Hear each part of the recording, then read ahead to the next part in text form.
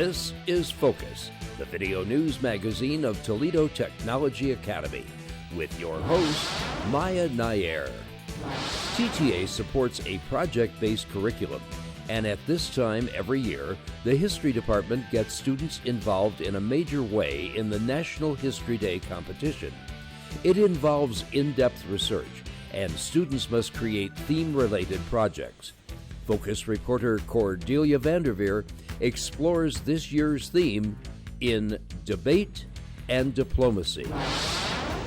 While there is no first robotics competition at TTA this year, the VEX robotics teams are on a roll. They learned a lesson at their first event at the Kalahari Water Resort, and their dedication was evident when they took those no-school snow days to make adjustments and to redesign their robot. Reporter Cecilia Dietsch takes you to the tipping point. It's not often TTA students get to meet an actor, director, writer, and producer, but Daniel Roebuck is all those. He's starred in numerous TV series and in many feature films. Now he's made a movie, and he came to TTA to talk about the film and his life in Hollywood. Focus reporter Braden Case was there and got an in-depth look at Getting Grace.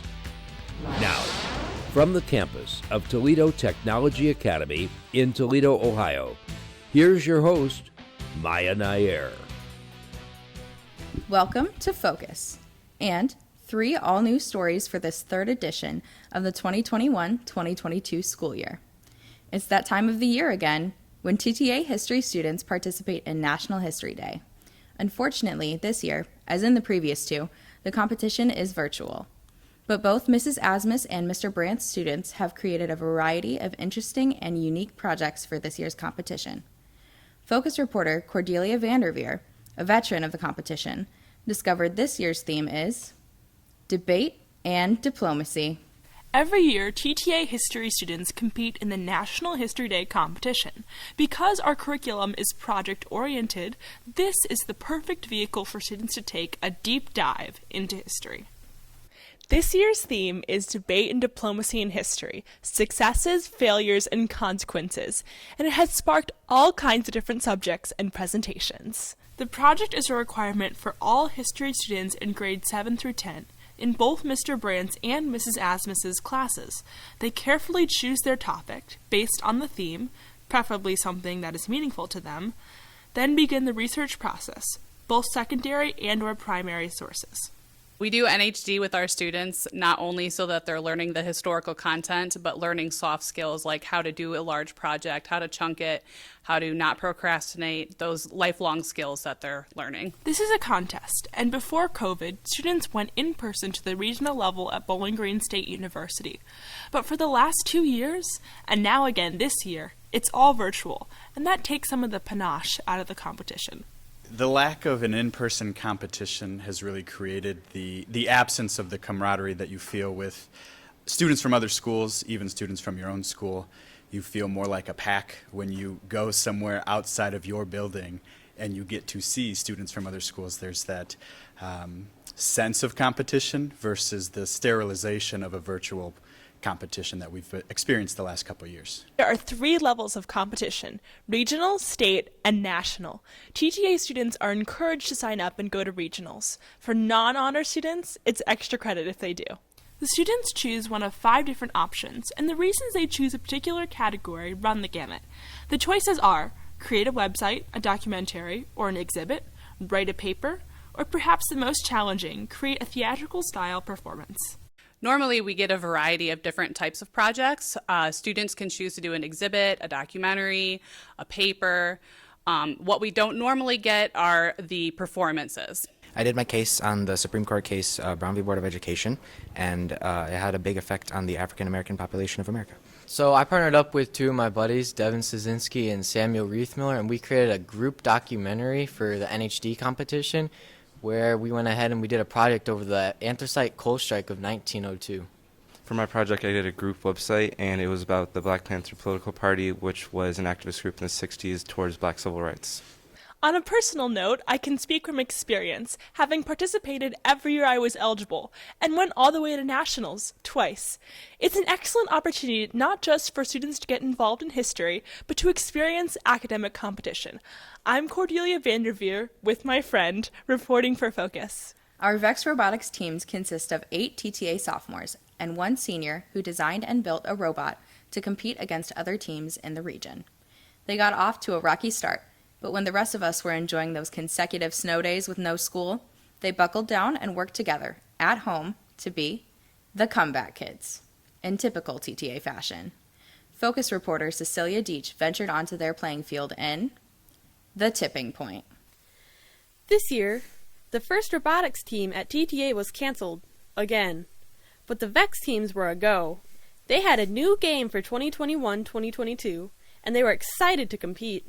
Far more advanced than our robot wars during first week, the VEX teams must design and build a highly specialized robot to play on a very specific field. This year's game, Tipping Point. In their first attempt at the Kalahari Water Resort in Sandusky, the team didn't fare so well. We didn't really do that well in the competition, but I mean, the whole experience, it was really fun, and we learned a lot about VEX, and we'll improve for next year. But giving up isn't the TTA way. To demonstrate their dedication and determination, while other students were enjoying those snow days with no school, the teams worked at home on their designs and made major improvements, learning from the mistakes they made at Kalahari. When they returned to the second competition, it was a whole new ballgame. After we rebuilt the robot, we placed 19th out of, I think it was 33 teams, so about halfway through the leaderboard. I mean, way better than we did at Kalahari. I mean, compared to Kalahari, it was like night and day. Pat Farley is the team's coach and mentor. He, too, saw dramatic improvement from the first competition and gives the team all the credit in the world for turning things around.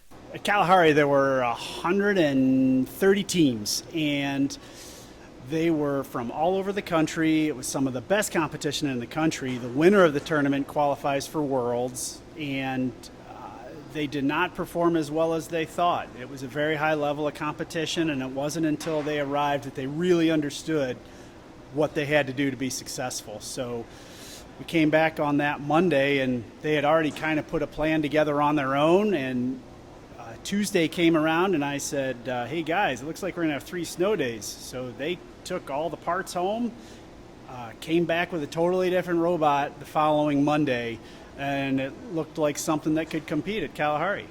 The game, Tipping Point, gets its name in part from this balance where players have to place things perfectly to earn points. It may look easy, but it's far from that. It's a real challenge, and it takes a lot of practice and skill to make the robot perform these very specific tasks. At the start of each match, there's an autonomous portion where the robot is pre-programmed to perform with no players at the controls. But it's not all fun and games on the playing field. There's real planning and work involved. The teams must use their engineering skills and expertise to design the robots, the very essence of what TTA engineering is all about. It's obviously way more than just building the robot. There's programming, and then there's a whole notebook aspect to it. Every day we did a daily log on the notebook, and more towards the end we started to program the robot and do more tests on it to make sure it's perfect. Currently, there are only 2 VEX teams, but Mr. Farley is looking to grow the program. We'd like to grow next year from 2 teams to maybe more like 4 or 5 teams, and there's more roles on the team than just building the robot. There are team leaders who kind of manage the whole team. There's coders who are sort of in charge of just the autonomous portion of the competition. There's the engineering notebook, which is a whole process all by itself. So if people who are interested in documenting an organization, there's room for all kinds of roles. The TTA team is particularly excited because in May, around exam time, a new game will be introduced, and it will mean designing and building a new robot to perform totally different tasks. At the Tipping Point field in the TTA lab, I'm Cecilia Dietsch, reporting for Focus. Daniel Roebuck is an actor, writer, producer, and director. He has appeared in numerous TV shows and feature films. His latest movie is in theaters now. He shared the background for this film, along with stories about his life in the Hollywood, TV, and movie industries with TTA students at a special assembly. Focus reporter Braden Case previewed his bittersweet yet entertaining new film in Getting Grace. Just normalcy, Bill. Don't be afraid of being normal. Have you ever heard of the Pokemon? The movie is a product of actor, writer, producer, and director Daniel Roebuck. It isn't often that we get a celebrity at TTA, but students were treated to an assembly with the man behind this world-class, heartwarming movie. You may not recognize the name immediately, but once you see his face, he's instantly recognizable from the literally dozens of movies and TV shows in which he's appeared. The Fugitive, Matlock, Lost, Halloween 2, and soon in the new movie, The Munsters. Daniel Roebuck has done it all. Granted, most of these were well before my time, but they are considered classics, and Mr. Roebuck was a big part of them. He's friends with our Rod Saunders, who arranged for him to speak here at TTA. His latest film, Getting Grace, is a bittersweet look into a teenager dealing with her diagnosis of cancer. Well, Getting Grace is about a teenage girl dying of cancer who goes into a funeral home to find out what's going to happen after she dies, and she ends up teaching the funeral director how to celebrate life. It's a life-affirming comedy set in the world of death and dying. Beyond his new film, Mr. Roebuck entertained the audience, regaling them with stories of Hollywood and the TV and movie industries. Well, so many people think being an actor is filled with, like you're on yachts and private planes and it's a lot of glitz and glamour. The truth is it's hard work. It's always just been my job. And I'm blessed that I was given the talent by God to do the job. But I work hard. I don't dig ditches, but I give 150% every day. Aside from stories of Hollywood, Mr. Roebuck spoke from the heart about what it takes to have a dream and then follow it. One of the reasons I wanted to come here to talk to the students at TTA is because I feel strongly that kids are getting so much misinformation thrown at them. It's important that they realize that they are the only architects of their fate, and every decision they make has to lead them to their bright future, and it's them that's in control, nobody else. Students were fascinated with his stories and humor, and it was a rare opportunity to meet someone so closely associated with the entertainment industry. He even opened it up to questions from the audience, and he gave the students some really direct answers. I enjoyed it. It was a good assembly. He seems like a great actor. His movies looked good. I really liked the assembly. He taught us a lot, taught us about acting and following your dreams, and he really he was a really good guy. It was a pleasure to meet Mr. Roebuck. I loved his movies and all the things he's done. He's a great actor, producer, filmmaker, and I'm looking forward to see his new movie. That's pretty much the sentiment of everyone who had a chance to attend the assembly and enjoy the hour with Mr. Roebuck. Now that you know the backstory, you've got to see Getting Grace. What a great movie.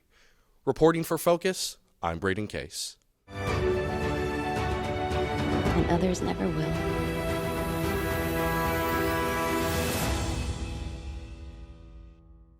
Well, that's it for this edition of Focus. It's our pleasure to share all the great things happening at TTA, because we're TTA and TPS proud. Until next time, I'm Mya Nair. Thanks for watching.